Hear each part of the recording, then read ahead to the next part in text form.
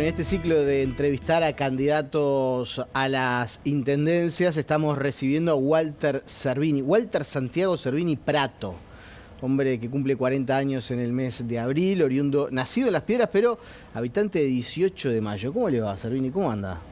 Espectacular. La verdad que sigue viviendo en 18 de Mayo, ¿no? Sí. ¿Cómo es vivir en un lugar que no es tan conocido para o sea, es como ahí en el límite entre Las Piedras, Progreso, por lo que estuve viendo? No, la verdad no recuerdo haber estado en 18 de Mayo. Bueno, lo que pasa es que 18 de Mayo es el último municipio que se había conformado en el periodo anterior. Entonces es el municipio número 30. Es nuevo, pero no es un... Cuando se crea un municipio no es que hay un territorio nuevo que no estaba Claro. municipalizado en Canelones. Entonces son muchos barrios que pertenecían a Las Piedras y alguna parte que pertenecía a Progreso. Entonces ahí se delimita la nueva ciudad. Yo nací en Las Piedras. ¿Pero la gente se reconoce como yo soy de 18 de Mayo? Sí, sí. Es más, el sentimiento que tenemos con 18 de Mayo fue lo que hizo luchar bastante. Mucha gente que trabajó de distintos partidos y gente, vecinos, que se luchó por esa identidad para poder lograr que fuera una ciudad y que tuviera sus propios servicios, su municipio, su comisaría y demás, como tenemos hoy.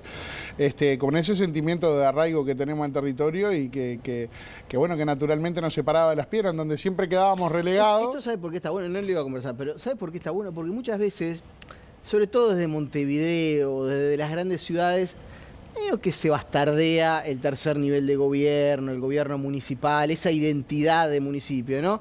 Y hay que explicarle a la gente que para alguien de 18 de Mayo no le gusta que le digan que de Las Piedras o que de Progreso, es 18 de Mayo.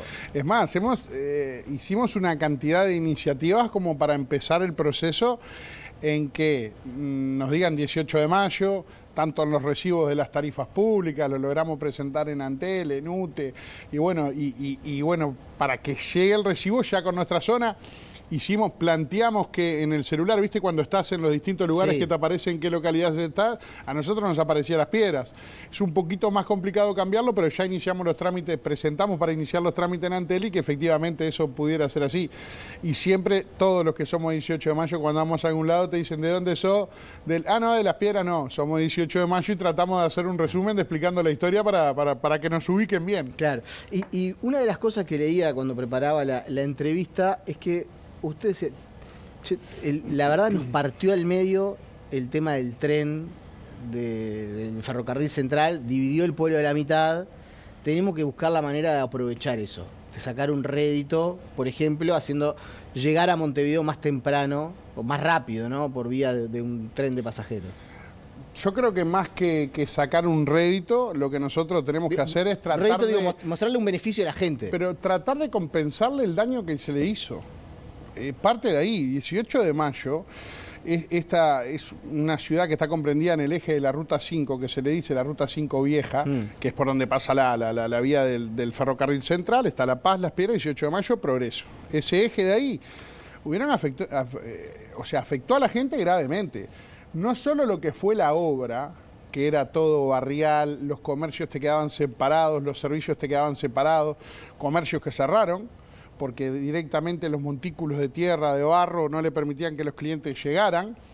Y eso generó un impacto en el día a día muy prolongado en el tiempo que hizo daño tremendo. Casas que se rompieron con la pilotera que hicieron las excavaciones. Una cantidad de perjuicios, ¿no?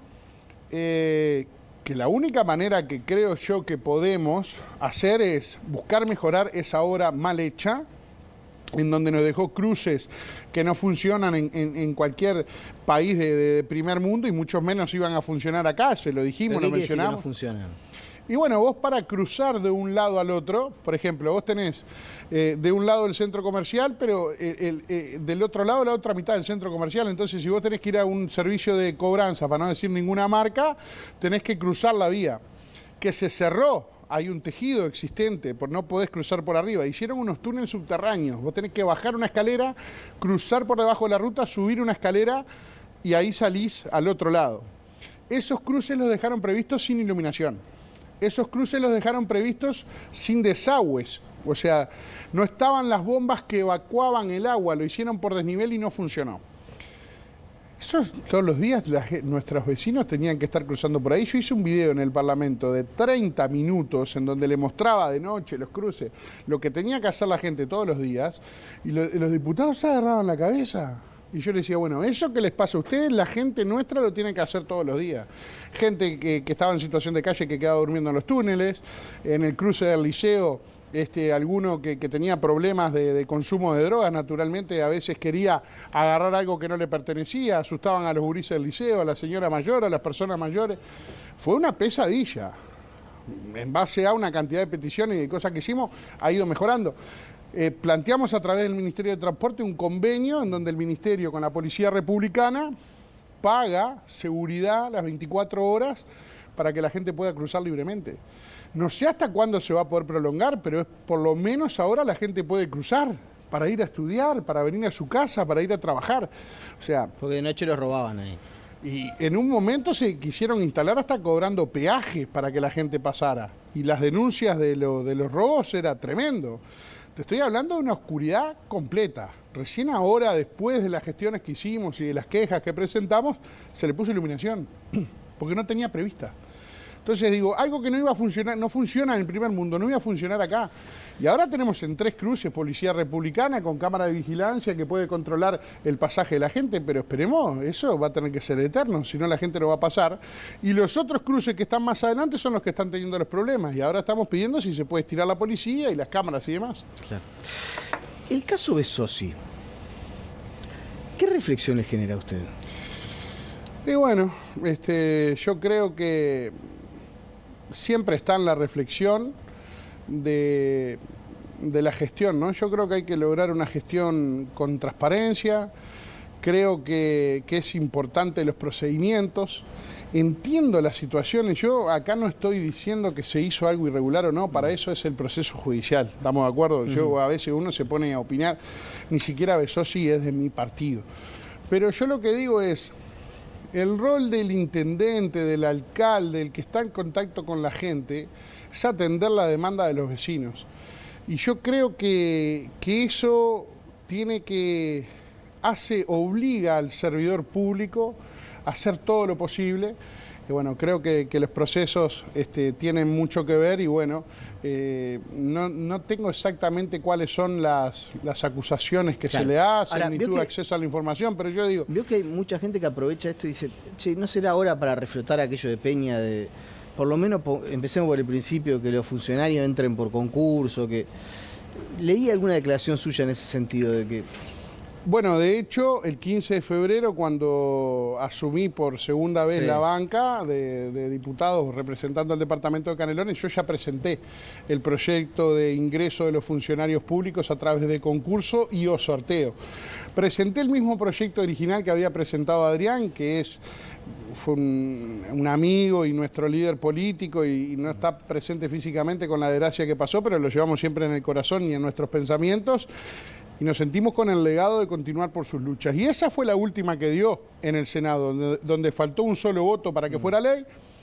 Presenté ese proyecto original tal cual lo había presentado él a modo de homenaje.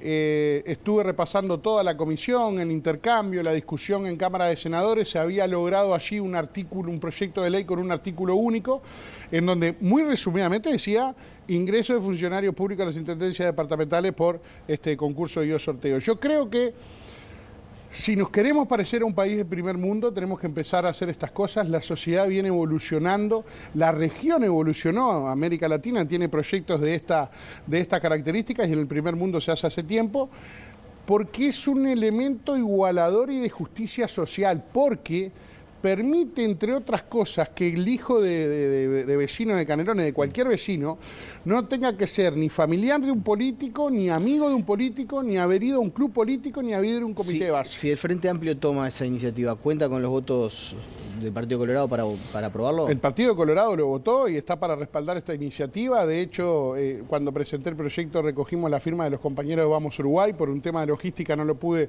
plantear al resto de los compañeros del partido, pero que estamos en conocimiento de que apoyan esta iniciativa.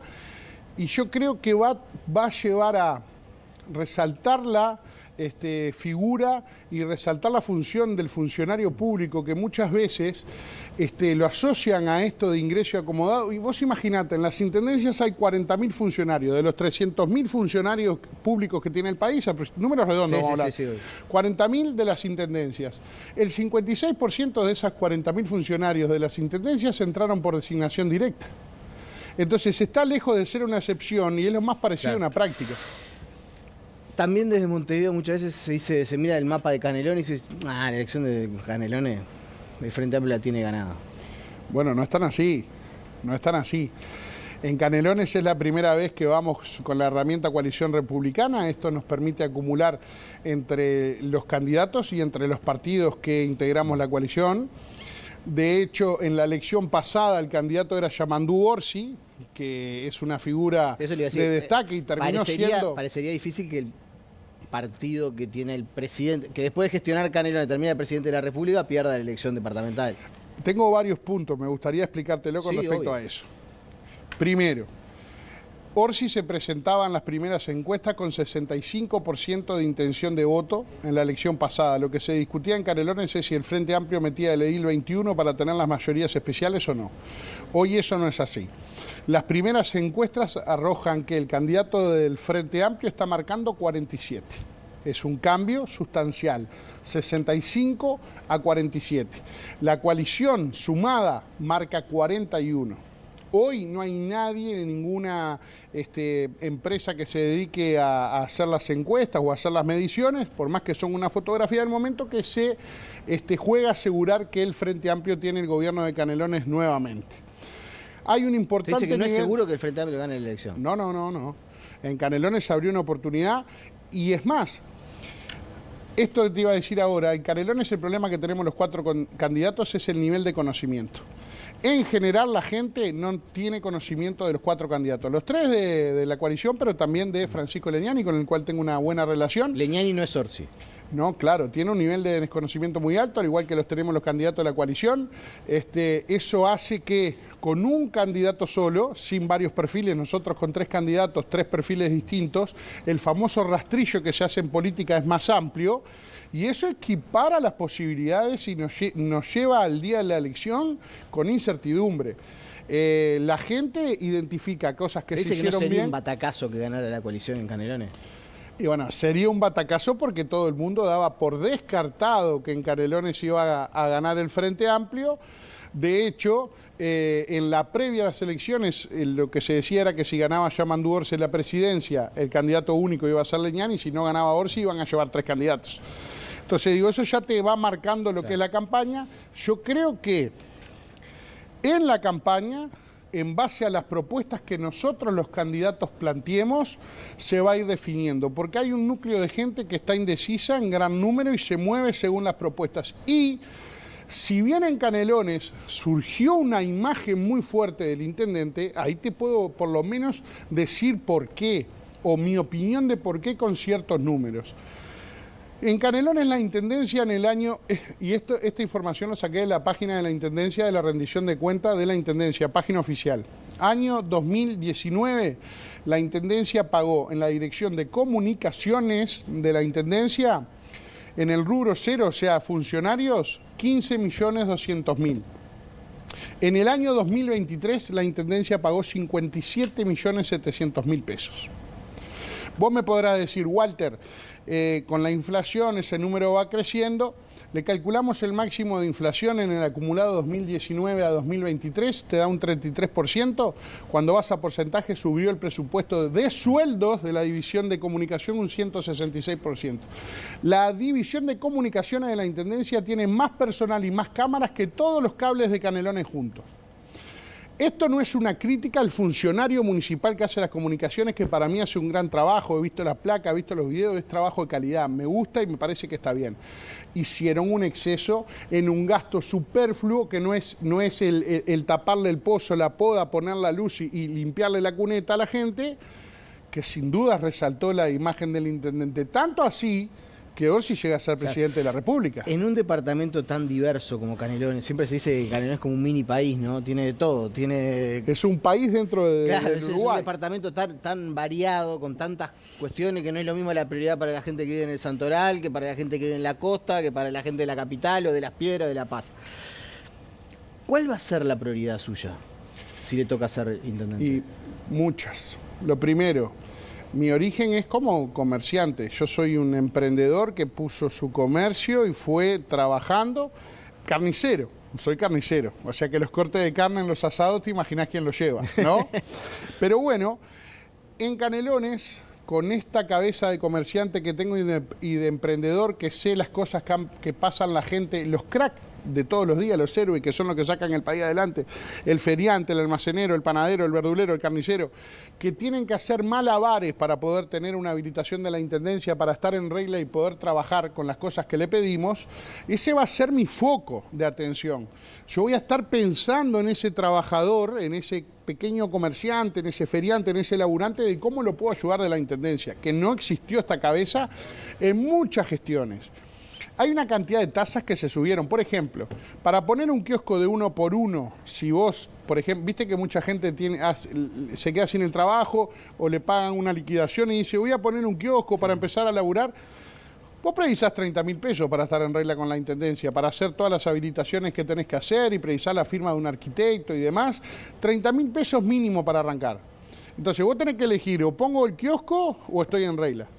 Y esto tiene que ser distinto, tiene que haber un acompañamiento por parte de la Intendencia en donde vos tengas un proceso de asesoramiento a la gente que está para meter a la gente en el sistema, porque en definitiva el canario, como el uruguayo, lo que quiere es estar en regla, estar bien, pero lo que debe poder es hacerlo.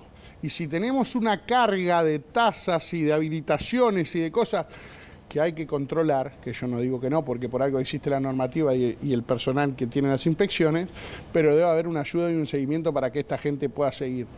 Y después volver a lo básico. Acá se olvidaron del barrio, se olvidaron de limpiar la cuneta. ¿Cómo después de 20 años de gestión del Frente Amplio, cómo después que pasó el Partido Colorado, cómo después que pasaron los blancos por Canelones, hay gente que se sigue inundando a las crecidas?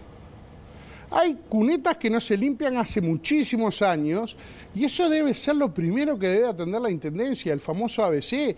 Las calles están deshechas.